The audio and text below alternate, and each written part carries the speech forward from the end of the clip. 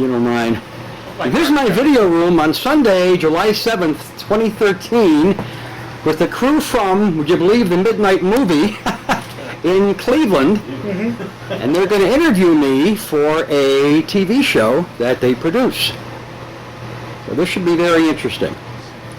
Most I just wanted to Some see. people not so Just scoot over to the left. I want your ass. I just want it out of my way. Are you happy, Rich?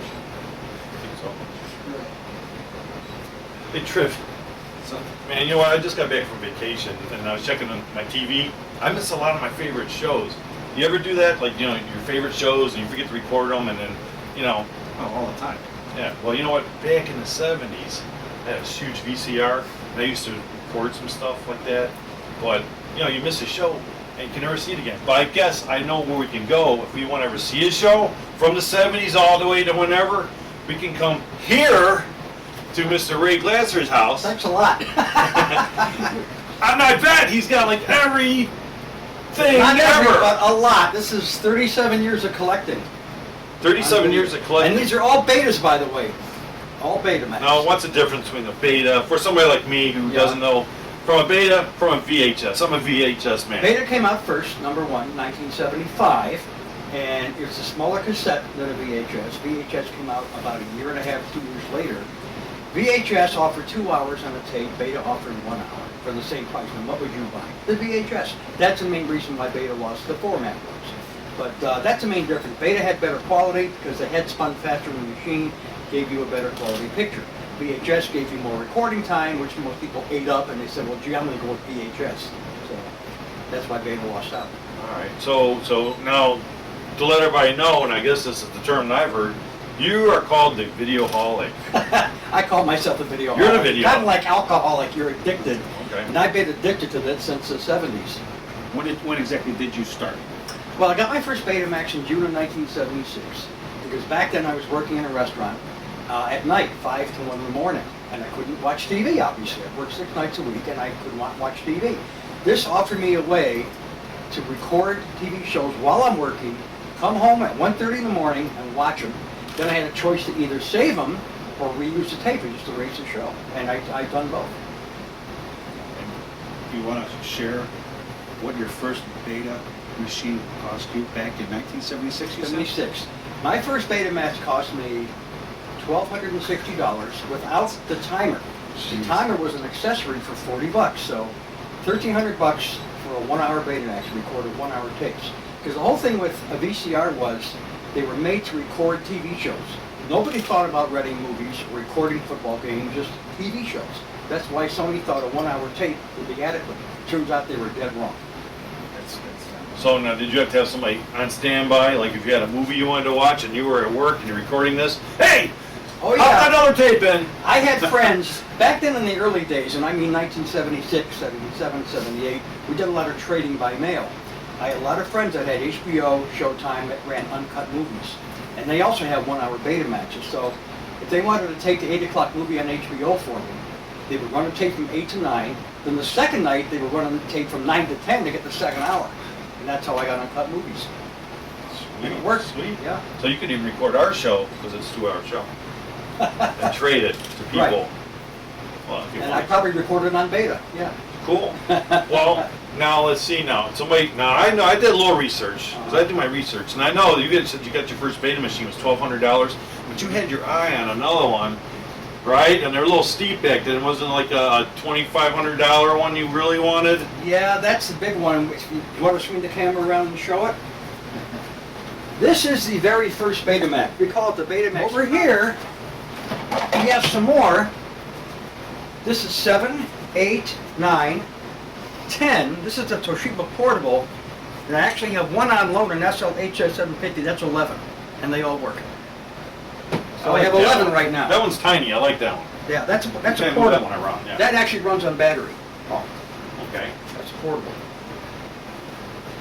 So now, So I was going to say, I see a lot of color codes and things here. How, you have these different categories. You know what you're looking at here. Absolutely. The way this is set up, and here we go. The way this is set up is these are color coded with the Dymo label tape, because Back in the 70s, Dymo Label Maker was a labeling method of choice. All the blue labels are TV shows, red are movies, red labels are movies, and then anything that doesn't fit there is green. For example, here's a video a friend of mine in Detroit shot of a radio reunion in 1985. That's in green. My best friend and I talk about the 80s. That's in green. Tape about bloopers. That's in green. That kind of thing. So these are actually Right now, do that. There it is. No. What? No, I was gonna say. it's Skyjack. Skyjack, oh. Yeah. See, I put you right on the, I put your feet to the flames. You Well, sure if you can't did. find it, I'll borrow it off you later. Well, that is awesome. I Thank wish you. my basement looked, you know, I have, I don't even talk about my basement. My wife started chilling and talk about my basement. I can't find anything. I was trying to find a tape today I was gonna bring over here. Could not find it. I know I just saw it a couple days ago.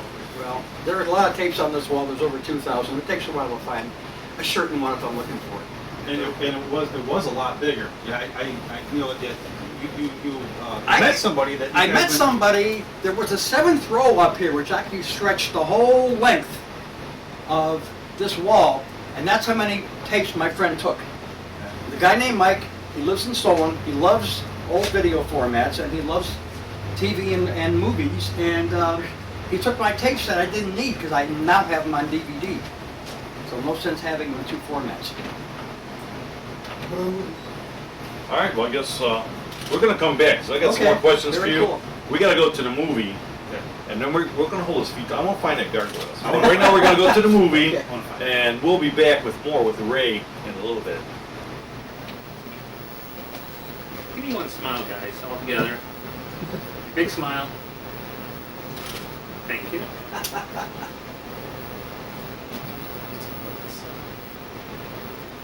Okay, stand by.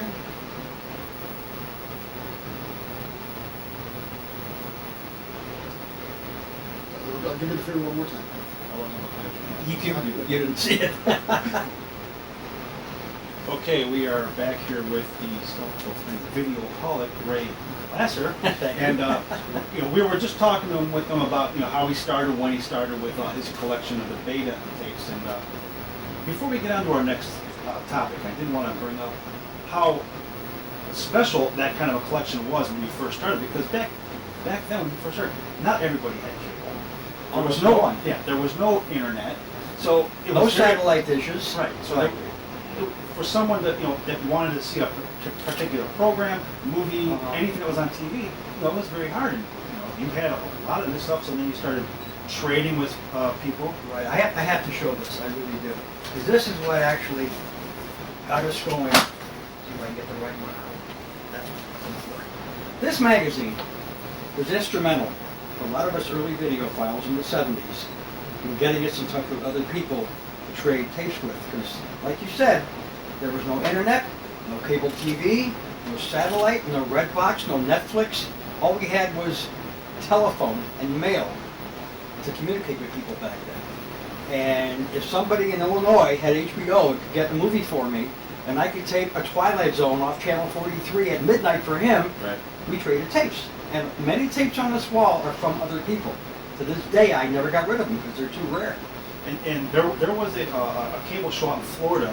I think it was called Nighttime TV. Nightlife, TV. right, And that's you had right. a small segment on there once about Cleveland's Tech Report, Tech Report. Cleveland Tech Report from my friend Kerry Decker.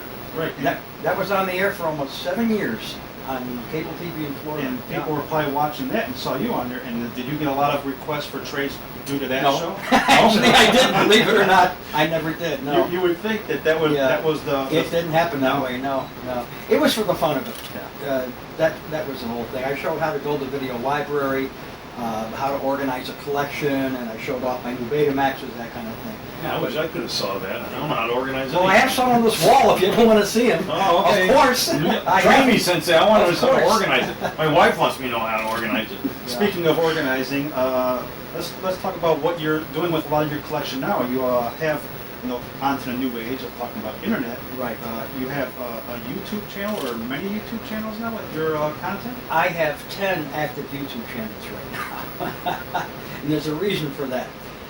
Back in 2007, a friend of mine told me about YouTube. He was in a band and said, I put up a video of our band playing last night on YouTube. I said, what's YouTube? And he explained to me it's a file sharing channel on the internet. and you can upload videos to there. Everybody can see it. I thought, what a great idea. It's a great concept.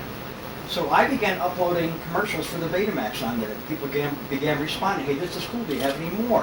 What else do you have? And all of a sudden, half my library is up on YouTube now. I basically grouped my channels by decade. 50s to 70s videos, 80s, 90s, and so forth and so on. I have one channel, it's only camera videos. My vacation videos in Las Vegas, my videos moving from here to there, whatever. It's on the Videoholic Returns channel. I have one channel called my TV collection. It's only entire TV shows, nothing else. Then I have one called Videoholic Ultimate, which is everything I've ever uploaded. 2,300 videos in one channel, in one place. You'll be on a computer all day long. I pretty much am. Matter of fact, if I can show, I've actually archived my YouTube videos on CDs and ultimately DVDs. These are just full of video files, and I can re-upload them to YouTube as I need to. So it works out pretty good. Again, I'm organized, and I'm glad that I am because I can just find anything I need in this room. Except for gargoyles. Well, it's up there. I'll get to that. It's number 79. Yeah. Okay. 79, yeah, we're getting there. There we It's already go. narrowed There down we a go. little bit. Yeah. That's cool. Yep. Now, you said about your vacation videos. I believe I watched one of those where you were on vacation as a kid in Vegas with your parents, right? No. That wasn't you? Okay, that's smart, dude. No, Never I mind. was in Vegas, not as a kid. I moved there in 1994. Okay. I had a job offer there. But I used to go to the electronic show in January since 1981. I haven't missed a show since then. And I meet a small circle of friends out there every year and look at all the new gear at the CES, and we always put ourselves on video and take a camcorder in the show, show the newest gear. And that was a big part of Carrie Decker's nightlife show in the 80s, showing the CES show in January.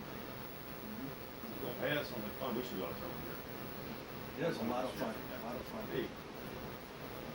Well, and we're going to look at some more stuff when we come back, because this guy just keeps doing everything. This guy's not only videoholic, but I think he's also a radioholic, I've heard. Kind of. Well, we're going to come back Kind and of talk radio. some more about some of his other experiences. But right now, we're going to have an experience of our own. We're going back to this Not movie. good. See you in a little bit.